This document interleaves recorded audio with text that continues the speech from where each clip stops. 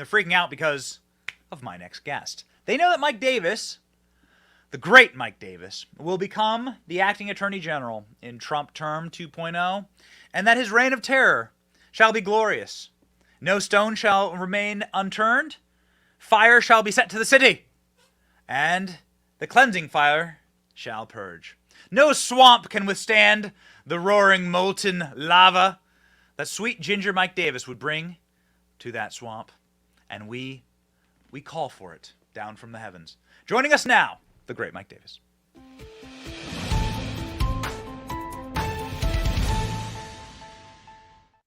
Mike, I've never called for lava to rain down from the heavens, but maybe upon Washington, D.C.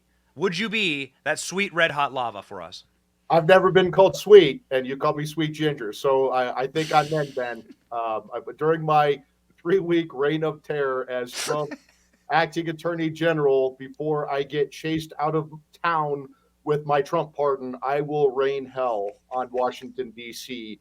We've talked about this, Ben. I have 5 lists ready to go, and they're growing. List number 1, we're going to fire. We're going to fire a lot of people in the executive branch and the deep state. Number 2, we're going to indict. We're going to indict Joe Biden and Hunter Biden and James Biden and every other scumball, sleazeball Biden, except for the 5-year-old granddaughter who they refused to acknowledge for 5 years until the political pressure got to Joe Biden. Number 3, we're going to deport. We're going to deport a lot of people, 10 million people and growing, anchor babies, their parents, their grandparents. We're going to put kids in cages. It's going to be glorious. We're going to detain a lot of people in the D.C. Gulag and Gitmo. And list number 5, I'm going to recommend a lot of pardons. Every January 6th defendant is going to get a pardon, especially my hero Horn Man. He is definitely at the top of the pardon list. We actually went out and have some upcoming content with Jacob Chansley. We did a podcast interview with him. Went out into the desert. We wanted to learn about shamanism, so we went out into the desert with him. We'll be releasing that video pretty soon, actually, and I think you'll like it quite a bit, Mike. Did you like the impeachment inquiry yesterday?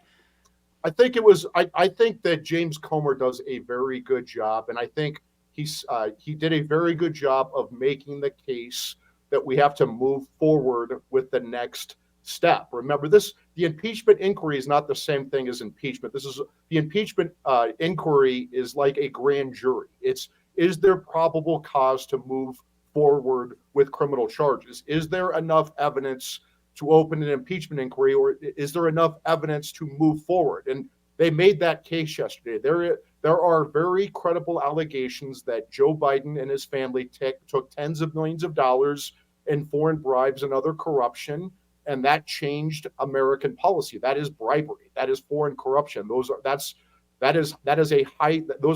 Foreign bribery is in the Constitution as an impeachable offense. There are also high crimes and misdemeanors related to the weaponization of our Justice Department to go after Biden's political enemies, Trump supporters, Trump's top aides, parents outraged at school board meetings about gender chaos in schools and the resulting rapes from the cover-up of that gender chaos, the Christians being arrested and thrown in prison for praying outside of abortion clinics, while Antifa and Planned Parenthood and BLM terrorists terrorize America, trans terrorists attack Catholic churches and destroy them, terrorize little ladies in the churches, and then they get amnesty while we're going to go after Christians.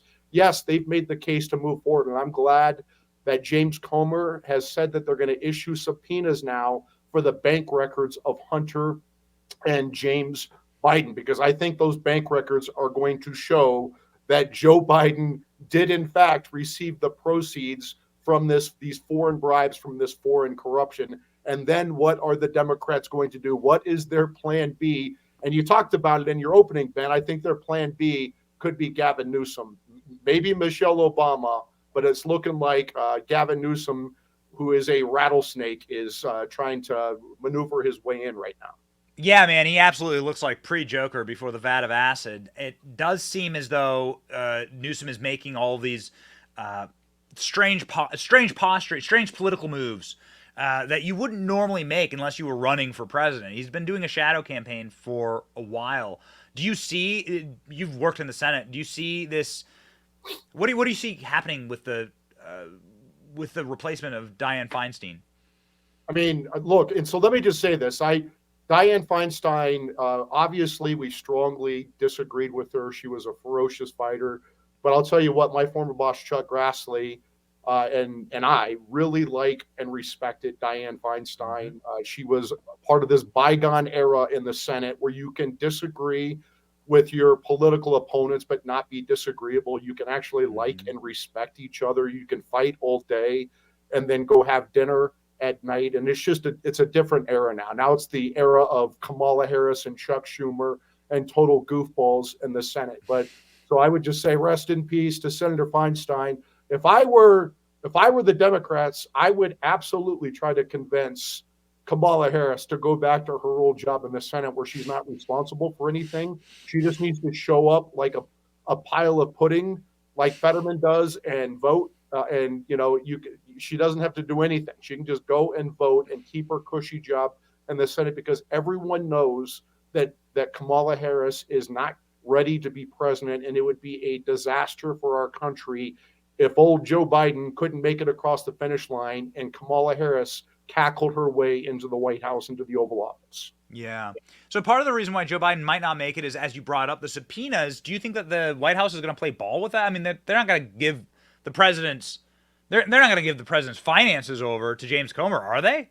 Well, it's not going to be their decision. It's going to be the banks, and of course, the banks are going to have to comply with a lawful subpoena. What's so great about the two bogus impeachments against President Trump is these Democrat judges, these Trump deranged judges in D.C. and the D.C. District Court and the D.C. Circuit, and then the cowardly Republicans on the Supreme Court set very good precedent now for House Republicans to have pretty broad leeway to subpoena whatever the hell they want. And so it's going to be amazing to watch these Democrat activist judges turn themselves into pretzels to try to come up with excuses for why they allowed the deranged House Democrats to go after Trump on the two impeachment charades over nothing, but they're going to go out of their way to try to protect Joe Biden when Joe Biden is clearly compromised by tens of millions of dollars in foreign bribes and other corruption to every Biden family member, almost certainly Joe Biden himself.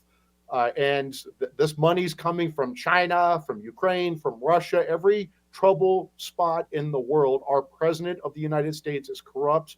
He's compromised, and we know he's subject to blackmail. We know that the Burisma executive has 17 audio recordings, 2 with Joe, 15 with Hunter, then VP Joe, 15 with Hunter, where they're shaking down this Burisma executive for a $10 million foreign bribe.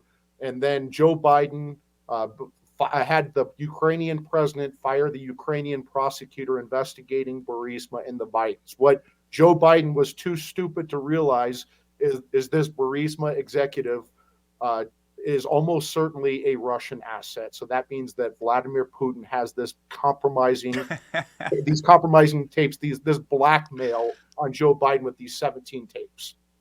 So I do think that's going to be very interesting. This is going to be very interesting to see what happens. We'll see what happens. It's going to be the wildest ride, man, the next 12 months. I'm not sure we're ready for it. I'm a little worried about what they have planned, but we'll see. We have planned something for you, Mike. Every time we say that you're coming on the show, the Brigade questionnaire box fills up like crazy. We have a question for you from the Benny Brigade from Casey Palmer. Do you think the House should question Obama in regards to Joe Biden bribing the Ukrainian government? I mean, he was in charge, right? Absolutely. And, we've eviscerated executive privilege in this country to get Trump. So apparently discussions between his president and his vice president are no longer subject to executive privilege when you have impeachment inquiries. Or that's what these left-wing whack job judges said about President Trump during his 2 bogus impeachments. So sure, we should absolutely haul in Barack Obama. I mean, does anyone actually think that Joe Biden's running the show now? It's obviously Barack Obama. Barack Obama kept his house in Washington, D.C. He has a house in Washington, D.C. He has a house in Martha's Vineyard. He stays very close to D.C. and the White House because he's running the show. He's the only president I can think of in decades who's actually stuck around in Washington, D.C. He he said that he wanted to stick around until his kids graduated from high school. Well, they've graduated from high school many years ago. Why the hell is he still here? It's because he's running the show. His people are running the show. Yeah. Yes. I mean, his own biographer straight up says it. Obama with an iPhone in his sweatpants, and there's your government. Now he's going to fundraisers. Joe Biden can't make it to the fundraiser, so Obama is literally filling in. It's too good. It does seem like a panic play. It seems like they are panicked about you, Mike, and panicked about your work. Where can people find your work? You can go to article3project.org, article number 3project.org.